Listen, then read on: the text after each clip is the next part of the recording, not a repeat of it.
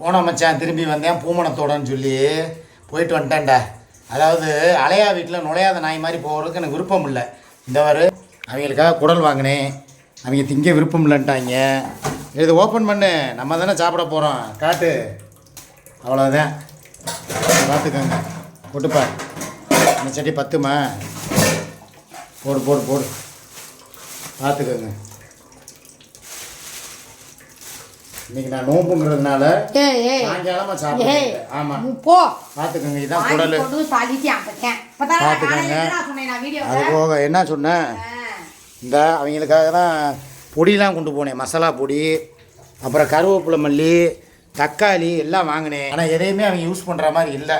அதனால் இதை நாங்களே செஞ்சு நாங்களே சமைச்சு நாங்களே சாப்பிட்டுக்கிறோம். நாங்களே இல்லை, இவன் வாங்கிட்டு வந்து தள்ளி இருக்கான். இங்கே பாருங்க, அவங்க கொண்டு போய் கொடுத்தாலும் 4 பேர் இருக்காங்க, ஏதாவது திம்பாங்க. அங்கேருந்து வாங்கிட்டு இங்கே வாருங்கடா, 2 பேருக்கு என்ன எப்படி கொடுறாங்க வாருங்கடா. இதை பார்த்தோன்னே நான் கேட்குறேன். நேற்று 27ஆம் கிழமை பெரிய கடாவா அறுத்தாங்க. பெரிய கடாவா அறுத்தாங்க. உள்ள குடல் உனக்கு இருக்கிறத அர்த்தம் சரியா போயிடும். இங்கே வாருங்கடா, இப்படி போய் தண்டி கொடுத்தா நான் எப்படி செய்வேன்? அதை வெட்டணும். நான் என்ன பண்ணேன், உட்காந்து வெட்டு.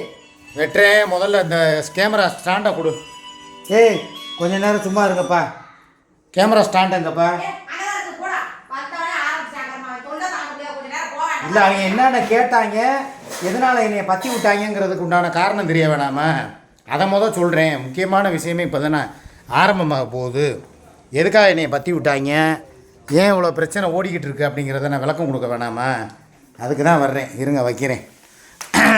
அதாவதுங்க, நேற்று நானே மனசாட்சிப்படி சொன்னேன், யாராவது காசு வேணும்னா போட்டு விடுங்கன்னு சொல்லி உங்கள் முன்னால் தான் நான் சொன்னேன். நான் யாருனாலும் ஏப்பா இதை தான் சொருகியாவது விடேன், ஒன்றுமே பண்ண மாட்டேன். வேணாப்பா, நானே சொருகிட்டேப்பா, போப்பா. அப்புறம் என்னை சொருக தெரியும், இதை கூட உன்னால் சொருக தெரியலையா மாமாம்பாங்க.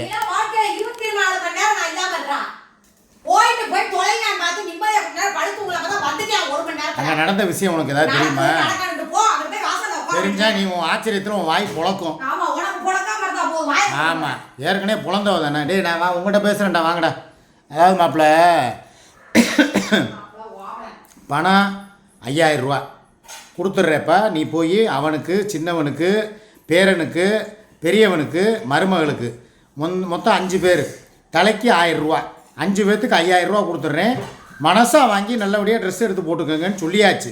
இவங்க என்ன சொல்கிறாங்க, இந்த கதை உனக்கு தெரியுமா? தலைக்கு 2000 ரூபா வேணுமா, 5 பேர்த்துக்கு சேர்த்து 1000 ரூபா வேணுமா? கொடுத்தா இந்த வீட்டு வாசப்படியை வந்து மிதிங்க, இல்லைன்னா வராதிங்கன்ட்டாங்க. இப்போ நான் என்ன பண்ணேன், நான் இல்லை எவ்வளோ கொடுத்தாலும் ஏன் பத்தலைங்கிறாங்க இவங்க. இது போக அவளுக்கு அங்கிட்டு வசூல் வந்திருக்குமா வந்திருக்காதா? நீயே நியாயத்தை சொல்லு. அவன் சுகையில் கொடுத்துருப்பான் இல்லையா, அவங்க உறவுகள் சொந்தங்கள் கொடுத்துருக்கோம். எல்லாத்தையும் வாங்கிட்டு நாங்கள் ஏற்கனவே ரொம்ப கஷ்டப்பட்டுக்கிட்டு இருக்கோம். நேற்று நம்மளுக்கு வந்து எவ்வளோப்பா செலவு? அவன் என்ன ஃபங்க்ஷனுக்கு போகிறாளா, ஏதாவது போகிறாளா? வீட்டுக்குள்ளே தானே உட்காந்துருக்கிறவளுக்கு எதுக்கு அவ்வளோ ரூபா தேவையா? 5000 ரூபாவில் எடுக்க முடியாதா? சரி, எக்ஸ்ட்ரா கூட ஒரு 2000 ரூபா போட்டு 7 ரூபா தர்றேன்ட்டு இவளை கூட கேட்கல. சொன்னால் நீ இவ தூக்கி போட்டு மிதிப்பா. சரி ரைட்டு, பரவாயில்ல அப்படின்னு சொல்லிட்டு எக்ஸ்ட்ரா ஒரு 2 ரூபா கூட தர்றப்ப 7 ரூபா வச்சுக்கோங்க அப்படின்ட்டா. அதெல்லாம் வேணாம், நீ இந்த வீட்டு பக்கமே வர வேணாம். எல்லாத்தையும் கொண்டு போய் உன் கூத்தியாக்கிட்டே கொடு. உனக்கு வப்பாட்டி தான் முக்கியம், கட்டின பொண்டாட்டி முக்கியம் இல்லை. அவளுக்கா ரம்ஜானு, நம்மளுக்கு தானே ரம்ஜான்னு சொல்லி அடுக்கடுக்காக கொஸ்டினுக்கு மேலே கொஸ்டின்னு கேட்டுக்கிட்டே இருக்காடா. இப்போ வாங்கின குடல் பூரா இப்போ வேஸ்ட்டாக போயிருங்கிற குப்பையில் போடுறேன்டா. ஏன் அவ்வளோ காசை கொடுத்த அது எவ்வளோ தெரியுமா? 420 ரூபா, 420 ருபீஸு. அந்த ருபீஸ்க்கு வாங்கினதை கீழே தூக்கி போடுனா இவெல்லாம் நான் பொம்பளைய? காசோட அருமை கொஞ்சமாக தெரியுதா? நாங்கள் ஃபங்க்ஷனுக்கு போகிறோம், ஒரு விருது வழங்கு விழான்னா போகும்போது கிராண்டாக இருக்கணும். அதுலேயுமே அவள் வாங்கின துணி வெறும் 1500 ரூபா. தைக்கிறதுக்கு எவ்வளோப்பா ஜாக்கெட்டுக்கு? அது ஒரு 700 ரூபா, 400 ரூபா தான். ஆக மொத்தத்துக்கு ஃபங்க்ஷனுக்குன்னு சொல்லி ட்ரெஸ்ஸே அவளுக்கு 2000 ரூபா கூட வரல, 1900 தான். இனி நான் தான் சரி ரைட்டு ஏதோ ஒரு ஃபங்க்ஷனுக்கு போகிறப்பா கிராண்டாக இருக்கட்டும்னு போட்டேன்.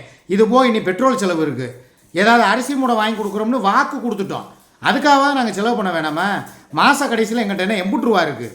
இருக்கிற காசை வச்சு நாங்களே இழுத்து பிடிச்சி பறிச்சுக்கன்னு சொல்லி இது வரவுக்கும் செலவுக்கும் கரெக்டாக ஓட்டிக்கிட்டு இருக்கோம். இன்றைக்கி மாத்திரம் இந்த குடல் வாங்கலைன்னா எங்கள் வீட்டில் பழைய சோறும் வேறு என்னப்பா இருந்துச்சு, சாம்பார். நேற்று வச்ச சாம்பாரும் பழைய சோறு, வெங்காயம் தானே, மீன். இந்த அது எங்கேப்பா இருக்குது? ஃப்ரிட்ஜுக்குள்ளே இருக்கா?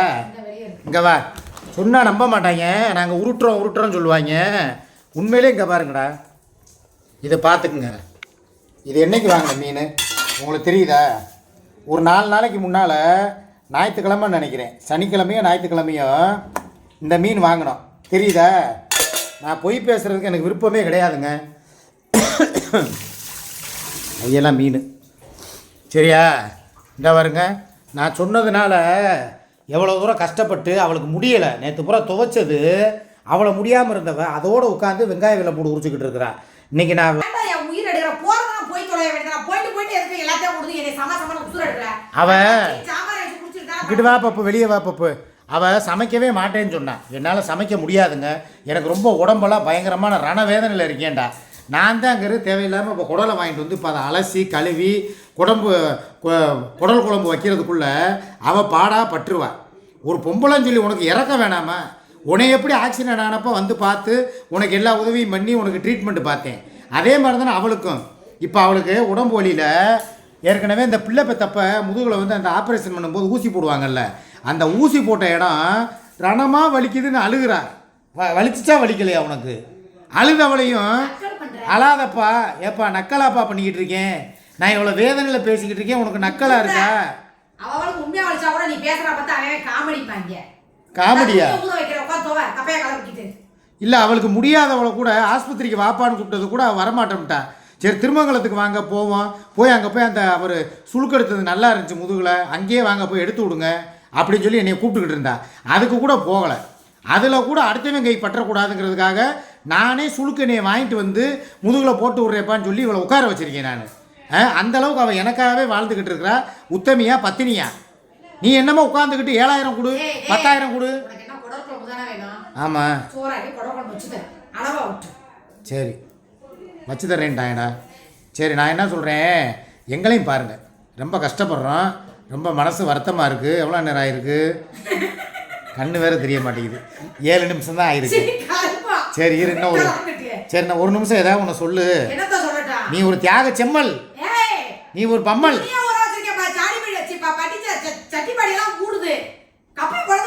சொல்லவா சுமி, உன்னுடைய இந்த வேலைத்தனத்தை இதோட நிப்பாட்டணும். காசு கொடுத்ததுக்கு அப்புறமும் இன்னும் கம்யூனிட்டி போஸ்ட்டில் போட்டு நேரம் போட்டிருப்பான்னு நினைக்கிறேன்ப்பா. என் பேரை போட்டு வந்தார், எனக்கு பணம் தர்றேன்டார், 2000 ரூபா தர்றேன்டாப்பா. அப்போ தான் பேசி பேரம் பேசி 5 ரூபாய்க்கு வருவாங்கிறதுக்காக உனக்கும் அச்சுவுக்கும் ஆளுக்கு 1000 தர்றேன் வச்சுக்கண்டவனை போடா தேனா அப்படின்னு சொல்லிட்டு போன அதோட கட் பண்ணிட்டா. இது சத்தியம்டா நான் சொல்கிறது.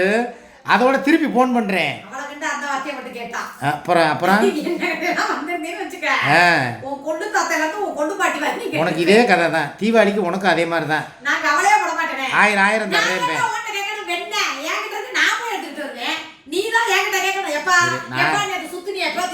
நான் ஒன்று சொல்கிறேன், நான் எப்படி பேசுவோம்? அவளுக்கு யூடியூப் வருமானமும் இல்லை, சேனல் போய் இப்போ தான் அடுத்த சேனல் ஓப்பன் பண்ணி ஓனச்சு முடிஞ்சு போச்சுப்பா. ஏதோ 5-10 செஞ்சுக்கிட்டு இருந்தாங்களே, நான் சிச்சாஜ் ஆகி வீட்டுக்கு வந்துட்டேன்னு யார் சொன்னா? அதை வச்சு 10 வசூல் பண்ணி விட்டுருப்பியா? போடுன்னு சொல்லி அவங்க வாங்கிருப்பாங்களா? நீயே உண்மையை பூரா வெளியே தள்ளுவ போல. ஆயமுறி குரங்கு ஆளை பாரு.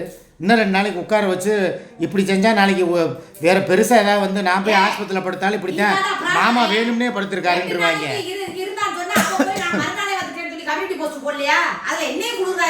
அதுக்கு கம்யூனிட்டி போஸ்ட்டாக கூட போட்டால் கூட பரவாயில்ல. இன்னைக்கு இப்போ போடுவா பாரு, இன்னும் கொஞ்சம் நேரத்தில் வீடியோவா. இப்போ கட்டின பொண்டாட்டிக்கு 1000 தர்றேன், 2000 ரூபா தான் தர்றேன் அப்படின்னு அளந்து தள்ளுவா பாரு.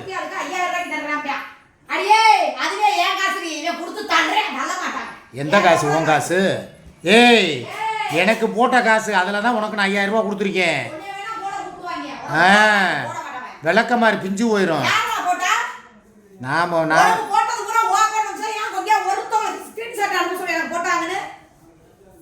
தேவையில்லாமல் கூட்டத்தில் கடிச்சு விடாத. வசந்தி புள்ள போடுற காசு உனக்கு 1000 ரூபா, எனக்கு 1000 ரூபா. என் மாப்பிள்ளை இப்போ ஒருத்தன் சக்திவேலு, இவன் அவன் பேர் என்ன, தருமபுரி மாவட்டம் சக்திவேலு, அவன் 2000 ரூபா போட்டிருக்கேன். அதில் எனக்கு 1000, சுமிக்கு 1000.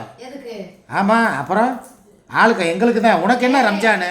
நான் என்ன கேக்குறேன், ஓ மாப்பிள ஒருத்தர் போட்டு நீங்களும் சூர்யாக்கா பிள்ளைலாம் ரம்ஜான் எடுத்துக்கிட்டு போட்டாங்க. ஆமா, நான் மூடிக்கிட்டு இருக்கோம். கொடுக்கணும். எனக்கு போட்டதுக்கு நான் எடுத்துட்டேன், அவங்களுக்கு போட்டதுக்கு அவங்களுக்கு எடுத்துட்டேன். உனக்கு கொடுத்தாச்சு 5000 ரூபா. சரி, இனி திலீபா கோகுல் வந்தவொடனே அப்பயும் கேட்பியா? ஆமா, அப்புறம் அவங்களுக்கு யாரு? என்ன மைத்துக்கு?